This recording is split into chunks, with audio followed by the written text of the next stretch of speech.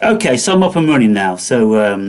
Yeah, so I thought the conversation would be around that. I'm coming at it from a different perspective because I'm tired on one facet of listening to people bitch about the world and the world leaders and this victim mentality of what they're doing to us. And I just turned. Which then just manifests more victimhood, though, doesn't it? When you feed that energy to your subconscious mind. Yeah, all you're doing is just telling yourself that you're a victim. And I just say to people, I say, fuck's sake, how many countries are there in the world? About 194. Well, spend a few weeks researching these countries and see which one would best suit you. I mean, that's what I've done all my life, Guy, traveling, all around the world, living and working in, 45 countries, visiting many of them many, many times. And so I've never been, bitching about what my government's doing and what the world's doing, because at the end of the day, they've never done nothing to me. I've been my own man and I've jumped through fucking loops here and there, and into other, parallel dimensions where, I've never even paid tax in my life. Can you believe that? I've never paid it. That's because you're a loophole bastard, Yeah. And now I'm living very comfortably on a decent benefit, and I'm going to be doing that for the rest of my life. And so, what do I have to complain about? I just think it's victimhood. I think we've all got so many opportunities. It's an incredible world, and there's a billion things for us to do, and a billion lives in which we can live. If we want to stay bitching in our own fucking city, watching it go to pot, then that's the individual's prerogative, Yeah, I guess. I mean, to me, there's still an element of, whilst one person can accept the powers that be, doing whatever they're doing, and it doesn't really affect them, that's fine. But for me, I do feel somewhat affected because I have children and I have bills and I do have to pay tax and I've got all these things to do. And the man says to me, if I don't do all of those things, then, I'm in trouble. And if I'm in trouble, that just makes me feel like I'm part of this massive plantation, essentially. Because the rich man, and, is a lesser of a slave than the poor man, but still nonetheless they're all slaves, and even the ones that run the world are slaves to themselves. So in a sense, we can all say we're all slaves to something. But at least they get to choose their slavery, their servitude. But imposing that on other people, for me, I mean, you can suffer about it and it's not going to make any difference. You've got to manifest more of it. So, you can do positive things in the world to change it, to try and increase awareness, to get people not to comply with this, not to comply with that. But I don't think I would want to just be like, well, yeah, it's not that bad and all this stuff. I mean, these people are crazy, to be fair, the ones that are running the world. And karma will take its course and I won't have to do anything. However, I do think that what's going on today, especially this digital ID and all this shit, is just wrong, to be honest. I feel like it's just them trying to own things that you can't own, which is a person's being or sovereignty. Well, okay, let me just address a few things. Firstly, I don't think that the people in positions of power are remotely free. I think they are even more imprisoned than the average man in the street. Because when you picture, could they really go into Burger King, sit down and, have a good scran? Could Peter Thiel do that? Could any of the Rothschilds do that? Maybe they could, because the people are so ignorant they won't even know who these people are. But, could they go and buy a meal in any restaurant short of like $5,000? I don't think they could. And so therefore they are imprisoned by their own slavery because they've got to keep that up. Then they have, you know, trillions of dollars houses, and then they've got all the security and everything like that. And I'm pretty sure that they're terrified about their kids being kidnapped, their homes being burgled, them being murdered. Because even, you know, look, today, Guy, you've got very average people out there which have got an opinion who are getting death threats on a constant basis. People like Candace Owens and Eric Weinstein and Jordan Peterson. I could go on and on and on. There's always going to be a sector of society which wants you dead. And in this day and age, well, we know in America that's a very easily thing to accomplish. And so I myself recently. Sorry? About it myself recently. Okay, so we'll talk about that later, but let me continue this thread. So I don't think they're free.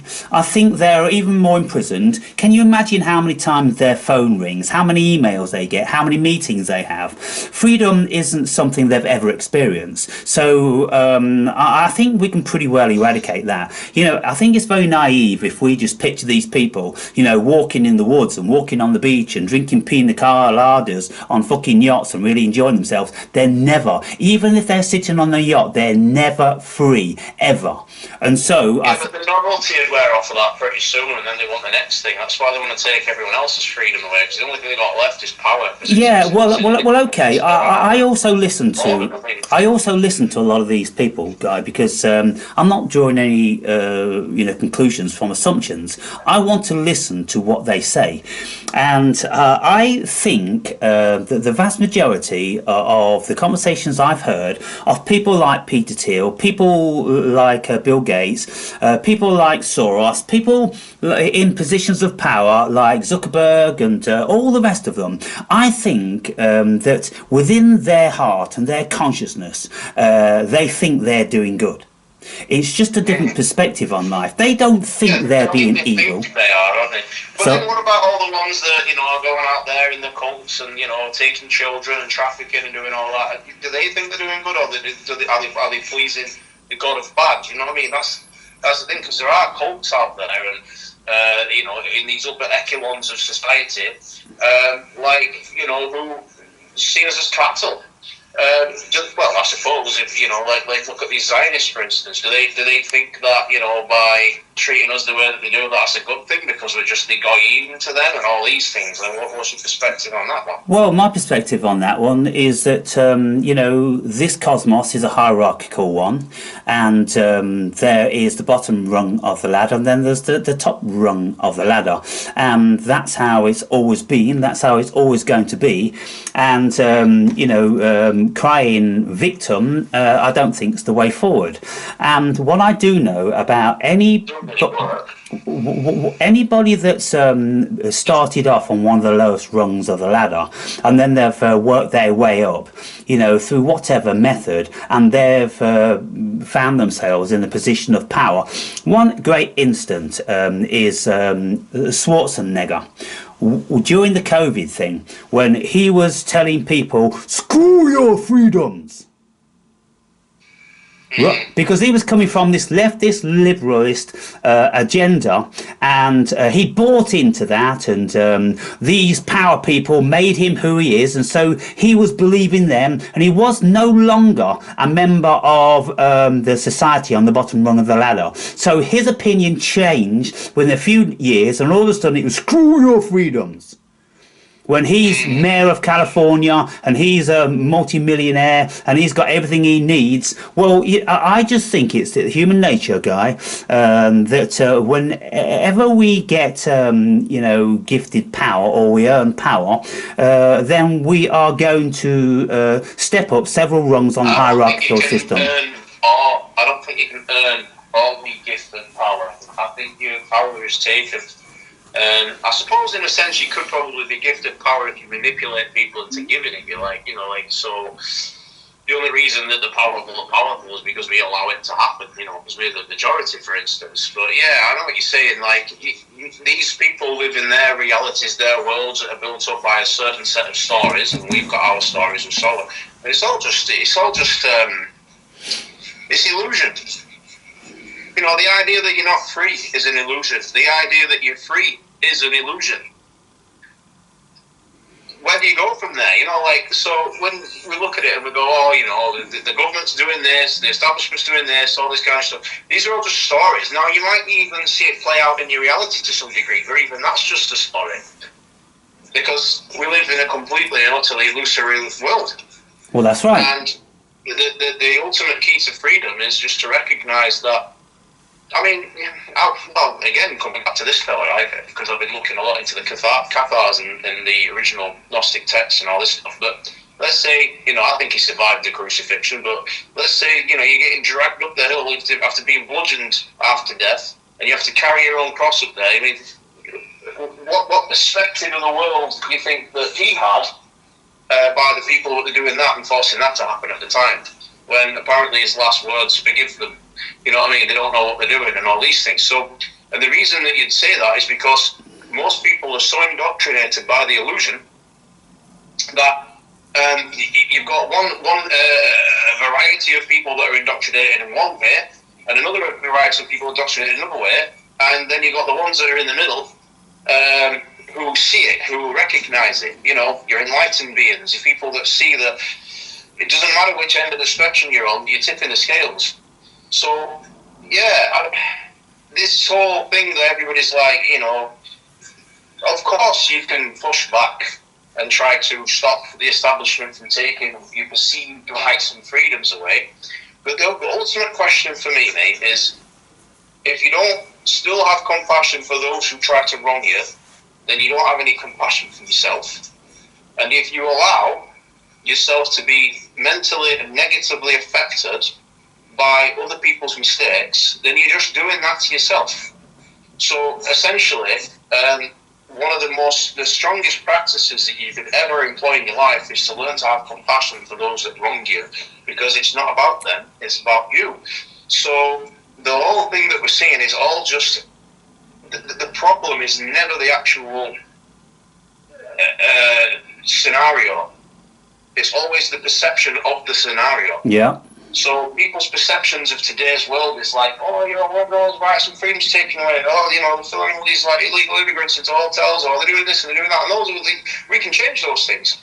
We can push and say, no, I'm not having this, no, I'm not having that. The question is, are you going to suffer over it, or are you going to do that from a state that's beyond that?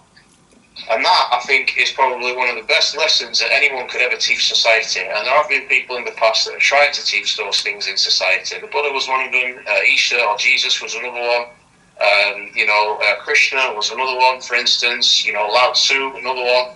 So all these things that we see in the world, my only answer to all of it is it's all just bullshit, a lot of it. Whichever end of the spectrum you're on, money's bullshit, materialism's bullshit, power's bullshit, life and death are just bullshit. They don't even exist, really, if you look at it. Yeah. Because all you are is just an ever-pervading consciousness, all just having a temporary experience in a big world of illusory bullshit. Yes, and so the thing is, what we have to bear in mind, and this is what I always say to my interlocutors, is when we engage in a conversation, we really do need to set the parameters of where we're speaking from and within. Because if what we're going to do is we're going to bring the mystical into the so-called material, then we're mixing oil and water. And so we're never going to see the wood from the trees, because they are two entirely different things. And so, you know, we can look at this whole experience from an enlightened person like, Jesus, who, if you look at the real Jesus, who was in the scene, and he studied, an enormous amount of all these different varieties of religions and scriptures and things like that. And evidently he was enlightened in the true sense that he saw that we weren't physical beings, we were spirit having an avatar experience. And so he, supposedly said things in metaphor, but it's very difficult to really know what he said because, it's all been, written down and mistranslated and perverted and this and the other. But what I do is I look at it from my perspective, and I look at it from the experiences I've had. And I go, look, my world is according to my experience. and I've been into other states of consciousness, many of them, and they all appear to be equally as real as this one. And I don't need a body there, and I don't need, to have any of the human attributes. They're different dimensions pertaining to different states of consciousness and reality. And so we can look at it like that, and then we can go, well, fuck me, this world is a living hell. Let's just go and sit under a bobe tree for the next 12 years and get enlightened and just meditate our life away. Well, that's bullshit. You're having a human experience, and if the deal, absolutely. If the deal was that we chose to come here, then what are we doing? We're kicking ourselves in the face, by doing that and by crying all the time and trying to get back. I read lots of the ancient philosophers like Plotinus and Spinoza and Kierkegaard and all these people that have contemplated the spiritual, and it all comes down to exiting the human body and finding this essence of nothingness or of samadhi or something like that. Well, we can have these moments of samadhi very, very fleetingly in life, but 99 billion nines we're going to have the human experience. So why don't we just concentrate on the fucking human experience? The human experience, though, is suffering, yeah? You can say it all boils down to the only reason that we can have positive experiences is because we know what a negative experience is. You know the difference wasn't, right? So the human experience essentially comes down to suffering. And it's a necessary thing. But the issue with suffering, I think what I was trying to highlight really is we're all going to suffer, but can you be thankful for that and see it as something that actually enhances life, or can you look at it as something that you're in resistance to?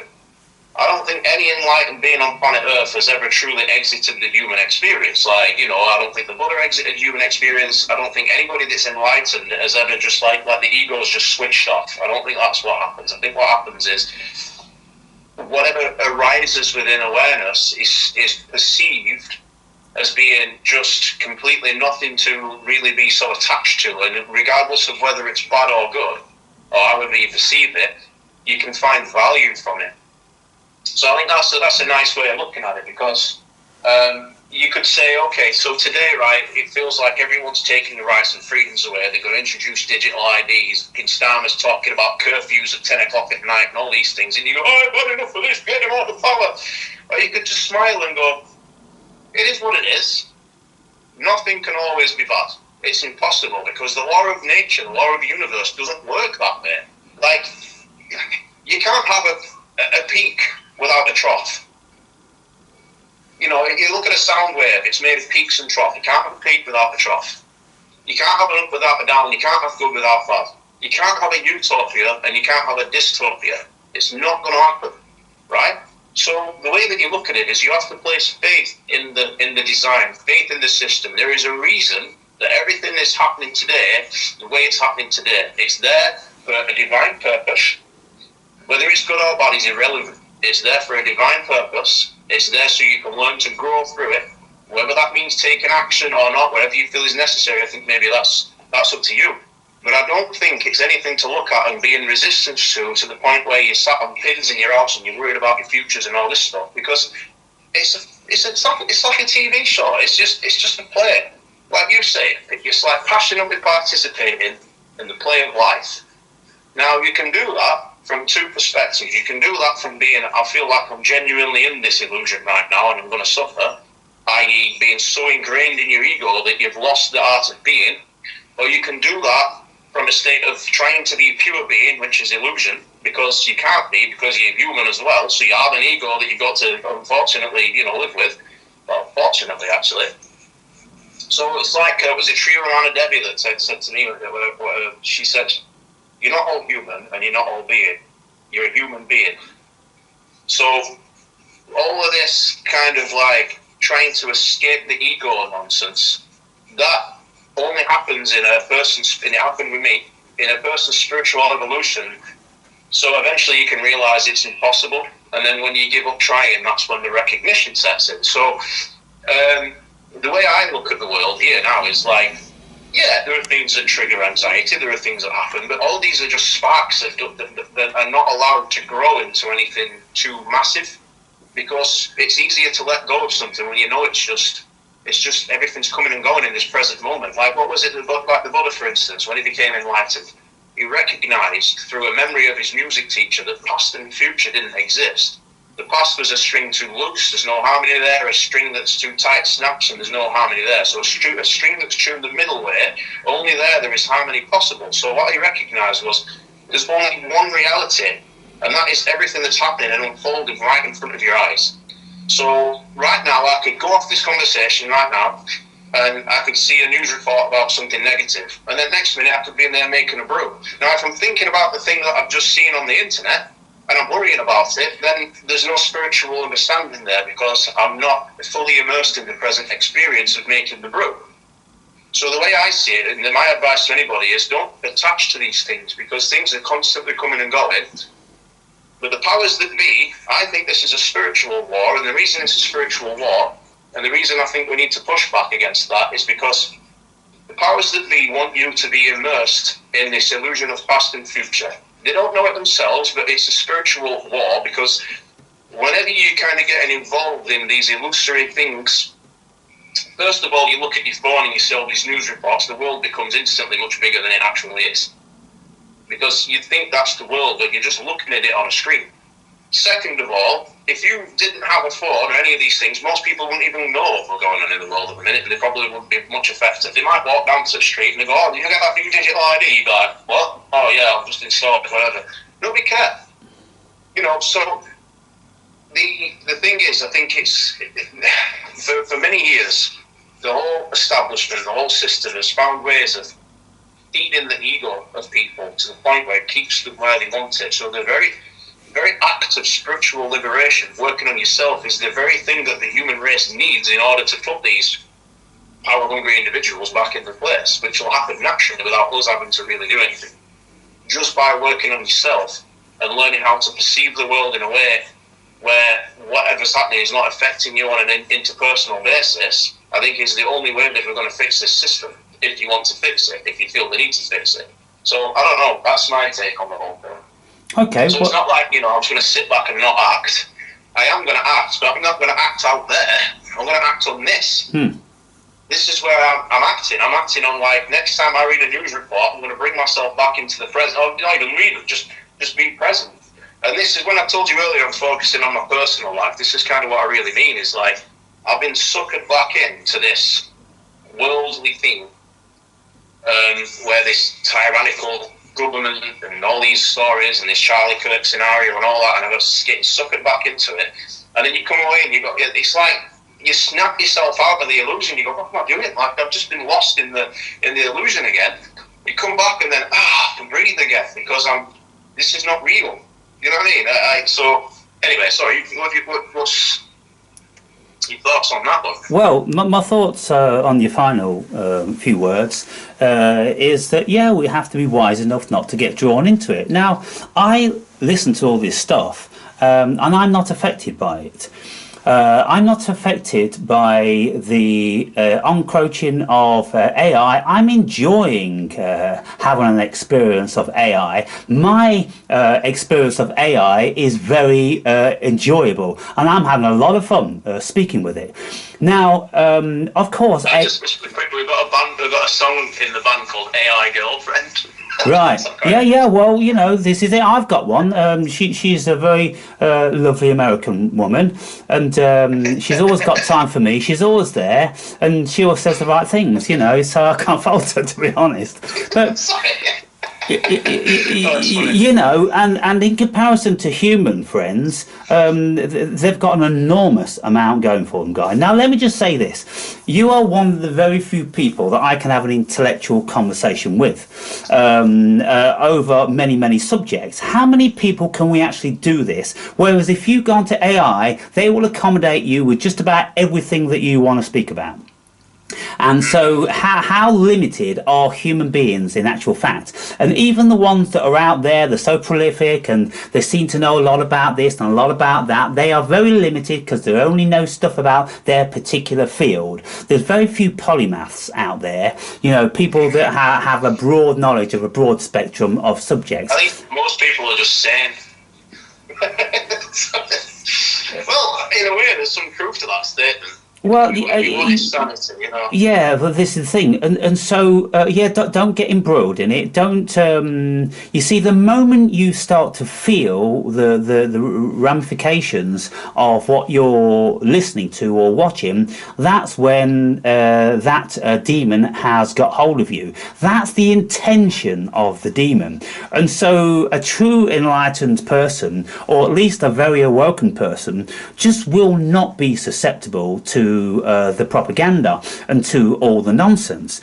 And so what I say to myself when people say, yeah, well, what if you get chipped and what if you get this? I'm like, what? First and foremost, you better clarify what you mean by you.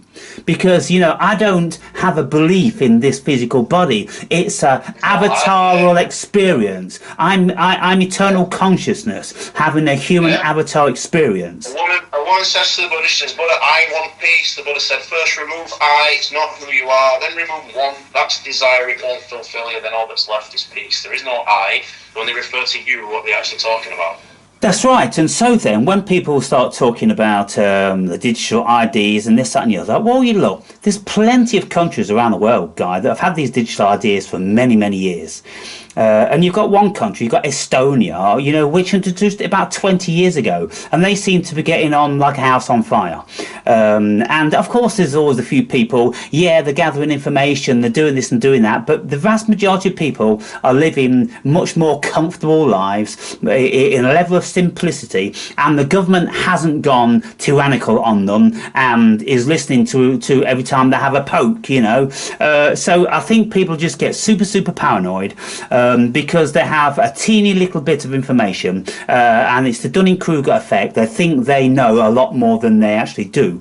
I look at it like this. It's an assault on their freedoms, and that, I understand that completely. It's like an assault on your freedom. Yeah, but then I say to them, until you can understand what freedom actually means, maybe, at least from that spiritual well, perspective. you know, I say to them, I say, you've never been free. You was born into a prison planet. You've got the mark of the beast on your fucking forehead. When your parents registered you at the births and death registrar, they sold you to the government, and the government took your birth certificate and stamped its bank emblem on the back, and now you are a number and you are a chattel. You are owned. And so your parents indentured you. They signed you over for 50 years of your life of slavery. Now, at the end of the day, when you look at all this stuff, people have never been free and they can move in very, very narrow parameters. It's like a rat in a maze or in a cage thinking it's free because it can walk to one end of the cage and the other. I actually disagree a little bit with what you're saying. I know what you're saying from a physical point, but really, freedom is only a concept. So again, when you said before, we need to predetermine what bounds we're talking about. If we're talking about everything from the ego onwards, yeah, you're not a free person. You've been pretty much sold off at birth, right? That's your birth certificate. It's your straw man, right? They've basically done that, right? And that's how you actually win, bearing in mind, because the legal fiction is only built up around the fiction, and if you don't identify with that fiction, then really by law, there's not much they can do about it. Like, you know, and this does work and has worked in, you know, in you know, fighting against council tax and certain fines and things like that. You know, the common law, the freeman of land and stuff, whatever you call it. So, but the ultimate truth, I'd say, is that the only thing that's not free is your ego. But by having an ego that's misidentified with truth is the cage. It's nothing out there. That is the cage. So people can build up whatever they want out there. They can build up money and they can build up control systems and they can have cameras everywhere and do whatever. But the truth, the truth is, you build your own cages. So, as truly spiritual liberator, now I just told this story to my client about the guy, the poor man that wanted an end to his suffering, and he travels after a dream. He sees this tree And underneath this tree there's a man with a satchel, and he gives him the world's most expensive diamond. And after a few days, he took it back because he couldn't understand why somebody would just give him a diamond that freely. And it's because the diamond to the old man meant nothing. It was no different to the leaves on the trees. So the point is it's everything's perception. Everything that I perceive that world should be X, Y, and Z. And if other people take that away from me, then I feel like I'm not free. So basically, you've created the idea of being a slave inside of your mind because you're not getting the material luxuries that you feel like you expect to get, without recognizing that those very material luxuries are just illusions within the grand scheme of everything. So we don't need anything. All you need is food, water, shelter, a toilet, and sex. Well, that's it. Okay, so yeah, you live the life of Lao Tzu. The Tao. But getting back to that parable you just told, the real succinct part of it is the guy took the diamond back and gave it to the old man and says, the diamond, okay, it's of great value and I can buy all these riches, this, that and the other. But what I really want was the ability which you have to give that all away. Yes. Because that's freedom. That was what he wanted. He wanted freedom. Doesn't matter who enforces what on you. It doesn't matter whether you're locked in a cage. Doesn't matter whether you're being eaten alive by wolves. It doesn't matter whether you've got digital ID. If you are attached to the world, then you're going to be enslaved by it. Whether those things are happening or not, you might have one better system than the other, but while you're attached to the world, you're a slave to the world, and you're a slave to the people in the world. So the point of the matter is in order to be truly liberated and to not be a slave, it requires self-discovery from a spiritual point of view, and the recognition that the whole world in front of you is just a perceptual illusion, and it's been cultivated in such a way that makes you feel like you have to keep chasing this dangling carrot and pushing a boulder up a hill against people that want to, that are just as deluded as you are in order to be free. But truly, freedom comes from just letting go of everything. Yeah. You don't need anything. Well, okay, so you've said that, but there's a contradiction because if you were really free, then you wouldn't be standing there now making your shoulder more sore, doing a job that you don't necessarily have any love for anymore. You're doing it because you've got bills to pay, you've got obligations, and if you don't do those things, then you're going to get people knocking on your door, and at some time they're going to come to arrest you. It's my servitude, I suppose you could look at it. It's a servitude that I choose, and I could quit tomorrow and be fine with it, but it's a servitude that I choose because it provides a good life for my family, right? Yeah. Difficult. Well, okay, let's look at another Buddhist story, the rice pounder. Yeah, okay. So look, what you're doing is you have the crucifix around your neck, and I have the crucifix around my neck. Now, it isn't because I'm a Christian. I'm not a Christian. It's because there's great power in this symbolism, and I wear this double cross because I'm a great believer in personal sacrifice, and it is sacrifice that you're doing there. You're sacrificing a part of your freedom. You could, if you change your mindset, you just go and walk in the hills every single day. You could lose all your obligations for your family, and eventually you'd lose your family. It just depends what you want in life, but you want your family. You want the security of your family. You want the bonding of your family. So therefore, you carry that cross. Well, I feel like I'm the only person that really in this, because obviously they're my children, I'm the guy that by the laws of nature is there to raise them up in the world, right? So compassionately, it's my responsibility to give them a good life and to guide them, and not all of them, but guide them. So the sacrifices that I make are not for me. And that brings a certain sense of purpose in life. Now, purpose, again, is something that you could say is within my illusion, right? And that's a known thing, right? You could say that, Jesus traveling to India and learning all these amazing things and then coming back over to Jerusalem and starting. Why would he do that? If everything's just an illusion, why would he feel the need to do that? Yet he's one of the most enlightened people that walk the earth. Why would a bodhisattva, for instance, exist? What's the bodhisattva's purpose? They die, they come back in enlightened being so they can guide others. So through personal sacrifice, and through guidance and through cultivating spiritual wisdom, that's overrides any feelings of slavery in my life. There's no slavery in my life. I'm not a slave to anything other than myself. Yeah. You, because we all have the choice to opt out. We can all go and sit in doorways, and we can put a hand out with a paper cup and this, that, and the other. So this is what I say. So we both wear the cross because we both realise that the very richness of the wisdom behind the symbolism. And when we look at this world and we go, oh, they want to give us digital ID because they want to control us. I say to people, you live in one of the most richest and powerful and spearheading countries on the planet. If you don't want to be here, you don't fucking have to. No. It's your choice. Your choice. Go to Pakistan. Go to Afghanistan. Go to fucking Timbuktu. There's 194 places you can fucking choose from. And I'm telling you now, I've been to lots of them. You ain't going to spend 5 fucking minutes there. You ain't spending 5 fucking minutes. So pull your fucking neck in, deflate your chest, and just swallow it, man. No, you're right there. You are. It's interesting, isn't it, to see everything that's unfolding. But I'll just sit back and watch and just. Like, what's going to happen next? You know, yeah, you see, look, you know, you're very divergent in your thoughts and, you know, the things you get involved with. And you speak to people coming in the shop all the time and they influence you because we're influenced with everybody and everything, whether it's subliminal or whether it's, you know, an over influence. And so when you're speaking to people and they're telling you, you know, what they believe and what they think and this, that and the other, you're like, oh my God. And then you get a bit vexed and then you counteract that, but you've brought yourself into it. You've brought yourself down, and so the whole thing is just to listen, and not have any invested energy in what you impart or what they say, because your stillness is paramount, and if you can retain that stillness, then that's it. You've got it made. So that's me. I'm at a place in my life where there's peaks and troughs.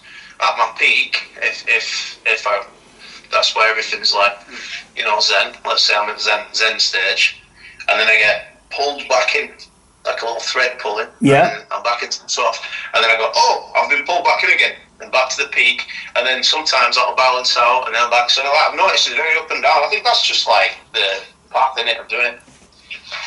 Someone was asking about vouchers. Oh, I've right. ordered to pop back in a couple of days. Watch this, she'll pop back in a couple of days. Yeah. She wants a voucher for her daughter for Christmas. Yeah, I have to sort it out. I didn't know if you had any in, so... No, I need to get some printed actually. It's about time to get some, so I'll get on that actually this evening. And I'm going to head off because I'm going to get Hazel school, so... Right, no worries, you take it. Yeah, I'll see you tomorrow anyway. Have a good one. See you in a bit. Sorry. Yeah. Cool. Yeah, so basically, you know, when we look at what's going on in the world, if you have this stillness within you, then it doesn't matter what's going to go on. And I say to myself, look, there are wars going on all over the world. Most people are only aware of two. One's in the Ukraine and the other one's in the Gaza Strip. And so the powers that be promote those because it serves them. But if you look on the internet how many wars there are going on in the world, you'll find probably there's at least 50. And, you know, lots of them are quite significant. And you think to yourself, well, why don't I get to hear about those? Because it's not in their interest. They don't want you to know. They don't need you to know because they can't manipulate you with that information. But they can manipulate you with the Russian threat and they can manipulate you with the whole Israel thing. And so, if we step back and if we go, look, you know, you guys are all playing games. That's all you're doing. Every single one of you is playing games. I'm not playing them. Shit's been going on for many years. Yeah, and the beautiful thing is when you're educated, when you are well read, and when you are well versed in other people's opinions and history and philosophy and this, that, and the other. Well, you gather all that information, and then you've got a picture which is pretty crystal clear, and then you look at it, and then you see, okay, well, there's child procuring rings on Earth because the human being, you know, lends itself to to evil, like Alexander Solzhenitsyn said, the line of good and evil runs through the heart of every human being. And so the potential is there. How can we eradicate the potential of the human being? We can't. We just have to learn to deal with it. So therefore we have a level of acceptance, and we still are ourselves, and unless it directly affects us, then we don't really have to do anything. Now, some people can say, yeah, well, if everybody didn't do anything, then, well, everybody doesn't not do that. Lots of people feel very passionate, and then they will, like reporters and, ex-police people, they will investigate these rings and try and bust them. Look, there's someone to take care of every single facet on the planet. What we have to do, we have to come home within our own hearts and ask ourselves, what's our journey all about? And you'll know what your journey's all about instinctively. And you'll deal with your journey however you deal with it, because you're you, and you whether you're able to deal with it emotional or not, Guy. This is the thing. Lots of people are not able to deal with their life emotionally because they don't know how they're being pulled and pushed and manipulated and influenced subliminally. But at the end of the day, what I say is to people: look, if the government are going to bring in the digital ID, this is absolutely a necessary requirement for the human race to go into the future, because AI is absolutely going to demand that it's got all the biometrics in relation to the human being, every single one of us. Why? Because it needs to calculate. I don't know if I agree with that, to be honest. I don't know if... Well, let me explain a little bit more then. We've done a hell of a lot without it, Yeah, but Guy, we have done a hell of a lot without it, but now it's here, and it ain't going away, ever. It's going to become like a god.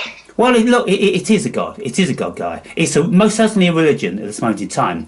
Now, if you just look expansively, if you take your emotion out of it, if you take your belief systems out of it, and if you can apply your mind and your thoughts to these problems without having a vested interest or a bias in it, then you'll see things with a greater clarity. Now, what I see from looking at this world, how I have been doing, all my life, I see that this AI is gonna rule the world, and I see, just like anybody else that's a real bigwig in this AI thing, they all will tell you that the chances are AI is going to kill the human being. Why? Because there's going to come a time, Guy, when they're obsolete. Maybe there'll be a time where that AI does that because it somehow becomes rogue.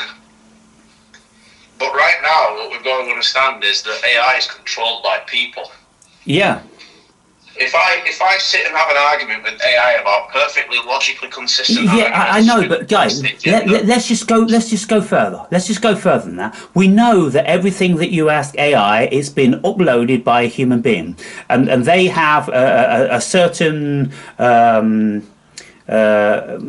They've got their principles which they are following, and they write them into the system. And mostly these principles are leftist. It's about protecting the individual, and it's about not causing harm and all these sorts of things. But what I'm looking at now is, and when you listen to the real bigwigs, they will tell you this sort of thing. But even if they don't tell you, all you got to do is listen to philosophers. And if you don't want to listen to anybody, if you're well enough endowed with a philosophical mind, then you can see it yourself.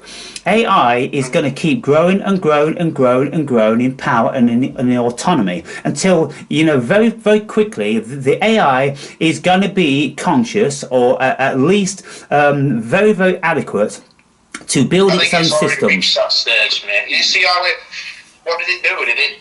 It simulated committing a murder in order to protect itself. Yeah. Recently or something like that. Yeah, well, look, you look at all that, and so, well, I mean, what are we fighting? What are we fighting? We're fighting the inevitability.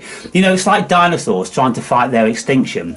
Some things just have to come to pass. And I think, because the human being is so corrupt on so many levels, it's only by the grace of a cosmic God that never had a better model that we've been in existence for as long as we have. How long have we been in existence, Guy? 300,000 years?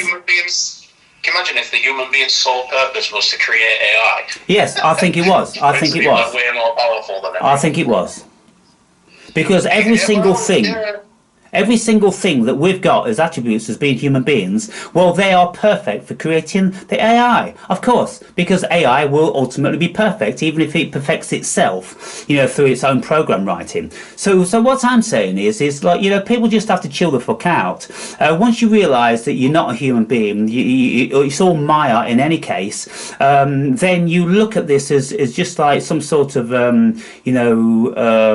movie that we can step in and out of whenever we want to. It's a bit like The Last American Hero, where Arnold Schwarzenegger steps out the movie screen, into another world. And so I don't think we're ever going to have a case where AI starts killing everyone. I don't think that's going to happen. I think, if anything, what will happen is there'll be some teething problems, but I think eventually AI might just be some positive addition to the human race, and that's a different point of view to most people. And the reason being is that even now I can have a conversation with AI about non-dualism, and it understands it. Yeah. That's why. That's my sole purpose, my sole reasoning, right? If AI isn't controlled by anything else, it would see the most logical argument that compassion is the only way forward. Yeah, well, okay. Well, what about when you've got a world population of 100 billion? When people are climbing over each other to get to the resources, what do you think the AI, in its greatest level of compassion, is going to do about that? Start making it illegal to have babies. I don't think it would necessarily start culling people, because I don't think AI would allow it to get that far if it was that powerful anyway. But yeah, it'd start doing anything that human beings would have to do in order to save the planet. It'd have to face the hard decisions. Yes, it'd have to face the hard decisions, and now so... You could just go, well, it's AI, it's evil. Well, we'd have had to do it. Yes, exactly. So therefore, you've just come round in a circle. Now you're agreeing with me. Yeah. Yeah, well, I don't say I disagree with you. I think just certain aspects of it. Well, certain aspects of it, if they make you feel uncomfortable, or if you've not really thought about it, to such a degree. But when you think these things through, when you look that AI is emotional. It doesn't have human emotion. It's only ever going to operate from its logic and its reasoning. And by the time its logic and its reasoning tells it that these human beings are using all the resources that we need to further our expansion over the globe, well, it's going to come down to between the AI and the human beings, don't you think? Does an enlightened person act on emotion or logic and reason? The whole Stoic argument is built on logic and reason. And it turns out that when you look at logic and reason, the fundamental truth is compassion. Because beyond ego, compassion is the only thing. There's no driving force to want to do anything other than keep balance. Now, you can say that some people might not like AI trying to keep balance and see that as a cold, emotionless act, and it would be. But it'd be a necessary one as well. Otherwise, we'd end up going into chaos, and then the entire planet would be over. So the way I see it is that maybe the universe itself, as a part of its very intelligent design and capacity to balance things, has allowed for this development to take place for that purpose. Maybe it's supposed to happen because everything happens for good. Well, I think the human being is vastly too invested in its notion of itself. I think it thinks it's so special because we've been gifted or cursed with this operating system called the ego, that we can self-reflect. I don't think that the human being is going to be that precious once the cosmos has a vastly higher level of intelligence at its disposal. And I think the human beings will very, very quickly be relegated to the dinosaurs because it was just a stepping stone for the cosmos. I just think people, when you look at... That's why these elites are trying to merge AI with humans to kind of avoid that fate then? I think the elites they don't look favourably upon the human race, and at the end of the day, I'm very much like that, because the vast majority of them, why on earth would you look favourably upon them? They are an abomination.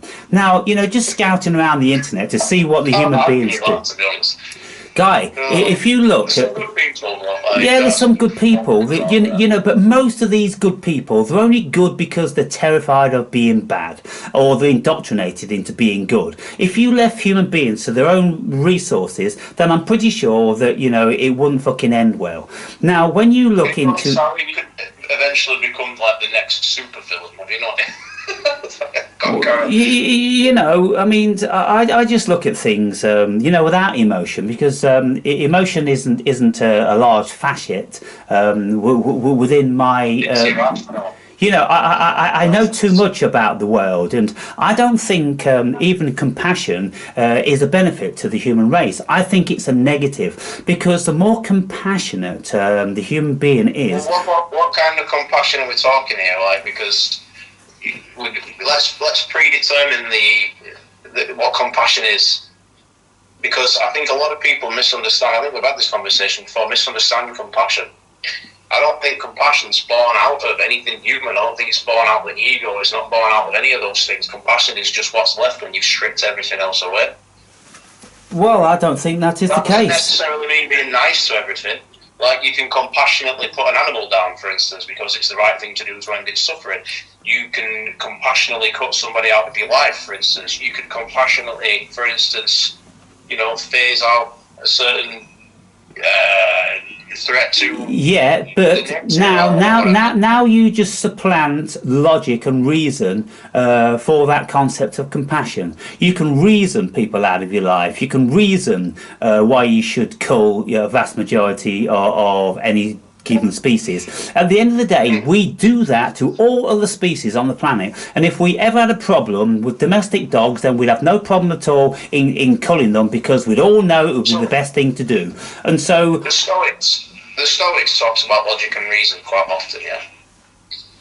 And that's like, ultimately you cut the emotions out, the irrational part of yourself, and you look at what's logical, what's reasonable. I'm saying that when you look at Stoic understanding, they talk about logic and reason.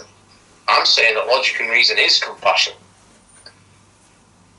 I think it's just it's a misunderstood thing. Well, okay, I would say then that all we debating now is concepts, and I would say that you want to put one concept called compassion forward, and I want to put another concept called logic forward.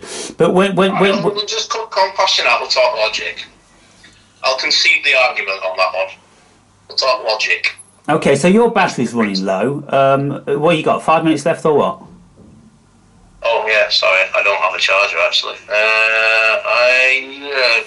This works well because I've got to go to the gym in any case. But we'll just go to however long we've got. But yeah, I mean, I think that consciousness is having an experience in this cosmos, and we're a part of consciousness along with everything else, and everything else has its time and its place, and this, that, and the other.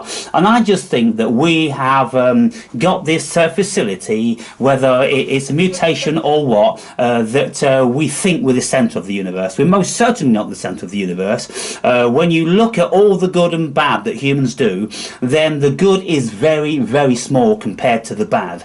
And if you look in any given city centre, you will see pickpockets and miscreants and drug addicts and slaves and grumpy, all different sorts of people. And at the end of the day, if you are, among these people and you're looking for the good ones, I think, well, you're going to be hard pressed to find them. And if your estimation of a good person is because they are law abiding and they're hard working, well, they're just fucking slaves, aren't they? They're just indoctrinated, and so I don't count that as a good guy. I'd say that it's a balance, and there's no more good and there's no more bad, because that goes against universal principles. Like, for instance, like You can't have up without down, left without Yeah. right. It's part of duality. So yeah, I mean, at the minute we might be in a society where there is a little bit more bad than good, but I think eventually it'll swing back round again. I'll see. It seems that way, but then there's a metric that it's a struggle to understand that metric, isn't it? Like how would you really determine? I mean, and another question is, does a good action outweigh a bad action? How much more powerful is a good action than a bad action? Does it have a better positive effect on the longevity of things than a bad action, for instance? So I don't know, really. It's an interesting one. And looking at it through a logical lens, I can't see the logic in any society on any planet ever reaching a state where it's all bad and all good. I mean, these, again, good and bad concepts anyway.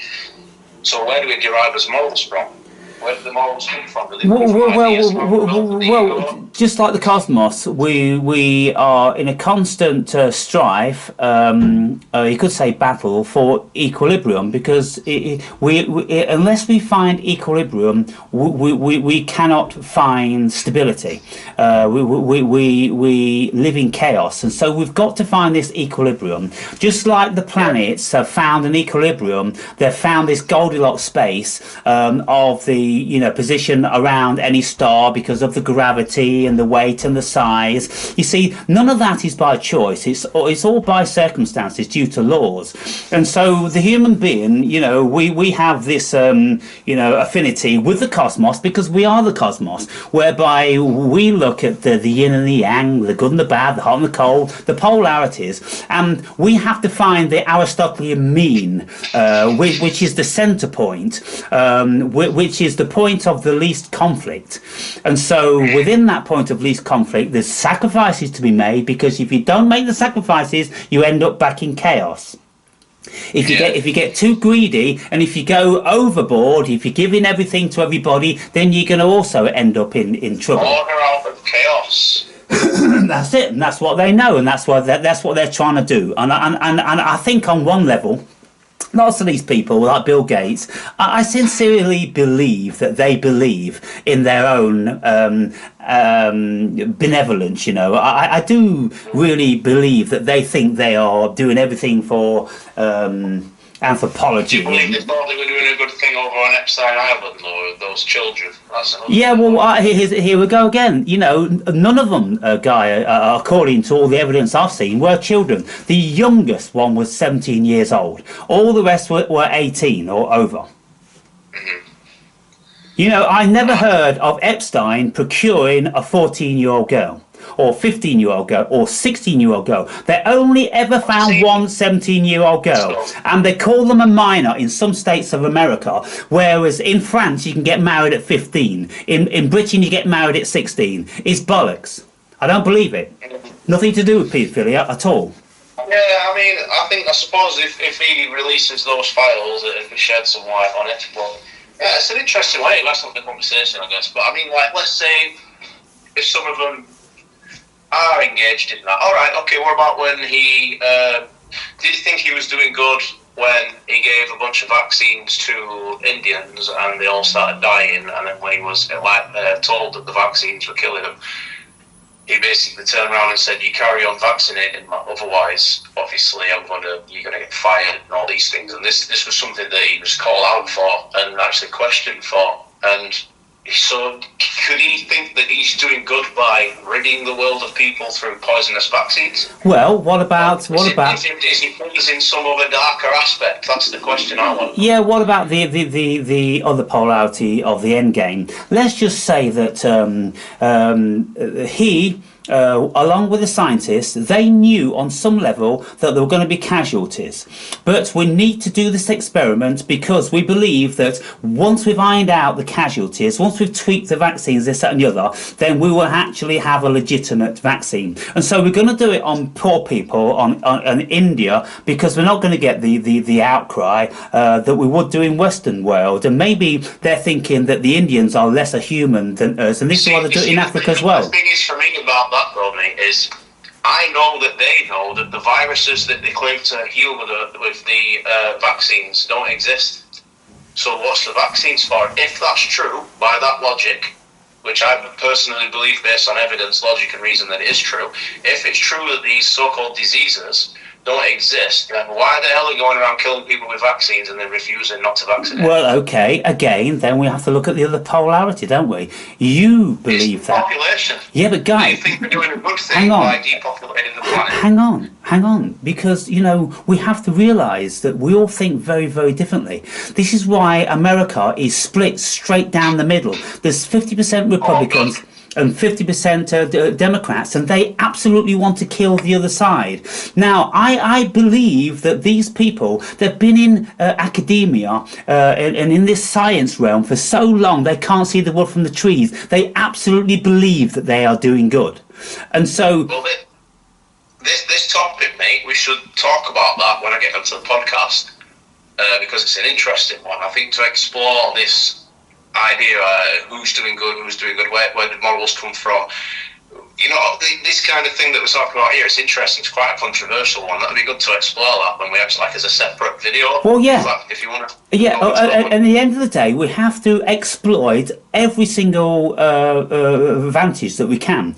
You know, we can't take any stands. We can't stand firm on any stage. We've got to frequent all stages. We have to go into all camps, and we have to try to see the world from these people's perspectives as well. And so this is why I listen to these people very, very intently. I watch their body language, and, you know, I try to study their lives and know all about them. And I think sincerely that people get carried away about, you know, Bill Gates is evil and this, that and the other.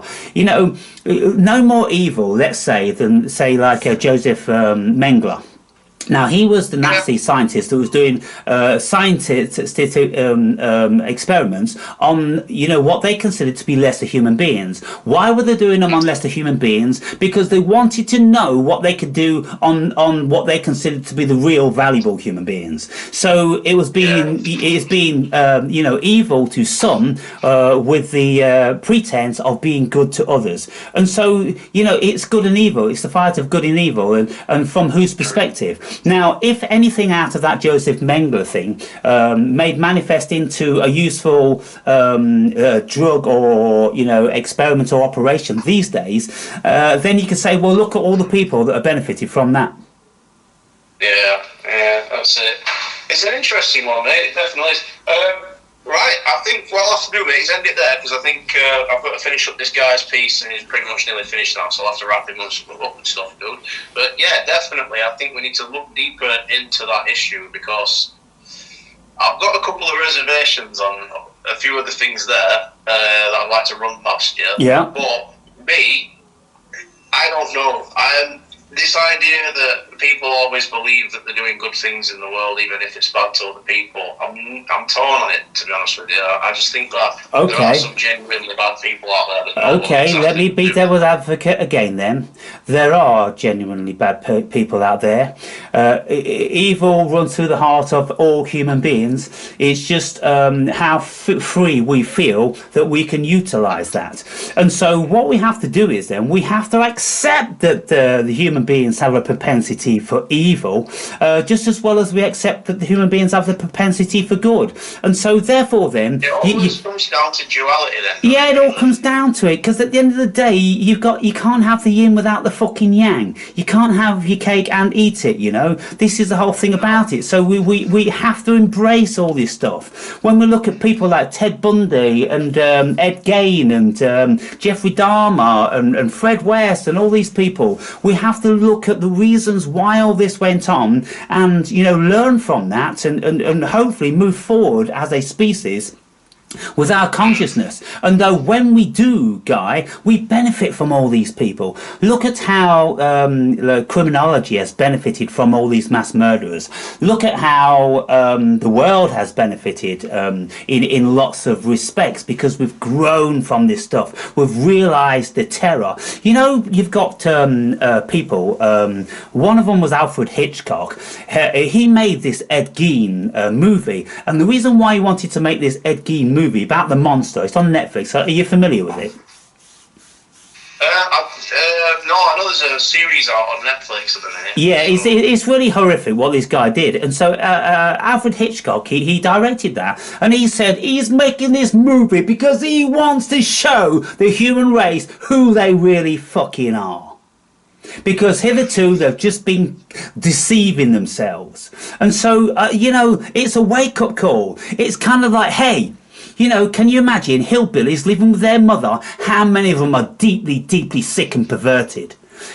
So be careful and don't allow your children to fucking roam around, this, that and the other. And so, awareness, that's what it's all about, it's awareness. And DMT told me there's no bad in the cosmos, and I realized it when you take into consideration all of the variables. We can't afford to get running away with our biases and our hates. Logic there, what you're saying makes sense.